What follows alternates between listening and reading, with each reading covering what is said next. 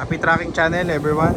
Welcome sa ating channel. Welcome sa mga drivers, sa mga napadaan lang sa ating channel. Welcome na welcome kayo guys. And it's all about truck ulit, no? Para pakita ko naman sa inyo. Kung nakaraan, meron tayong ELF, no? 6PE1. Meron naman na, pero yung self-loading with boom. Ito naman self-loading without boom.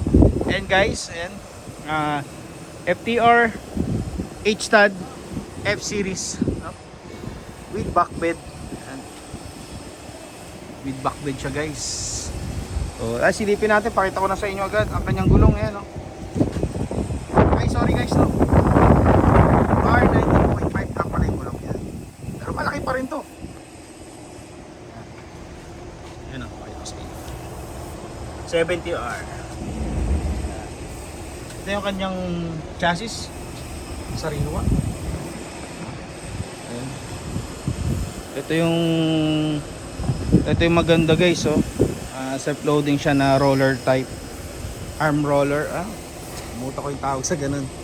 So guys, yan. Ayan, low profile carrier. UC35 ang model ng kanyang loader. Ang winch niya ito, may winch. Ayan, ito condition ng kanyang chassis. So, mga ganitong presyo, maabot daw ito din ng mga sa 1.7, 1.8.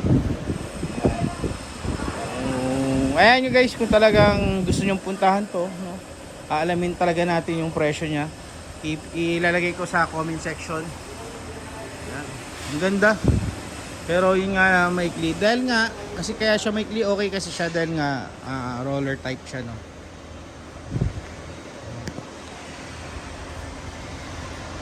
Yan, ito yung kanyang under chassis. So let's check it out. Sa loob ng cabin kung bukas. Yun, bukas, ayos. Ganon din siya guys, no? So may mga kailangan manual transmission, pero ang maganda, ayan, no? Meron siyang back bed. And then tignan natin ang kanyang year model. Ang kanyang year model is wala dito. Wait, sorry. To 2013 guys, ang kanyang year model. So, okay pa siya, no? Modelo pa. Ayan. Manual transmission. So, yan, kung naghahanap ka ng ganito, kunin mo na. So, yun lang guys. PM lang kayo sa ating Facebook page, Messenger, right lang. Happy Tracking Channel everyone. Thank you, bye-bye, and God bless.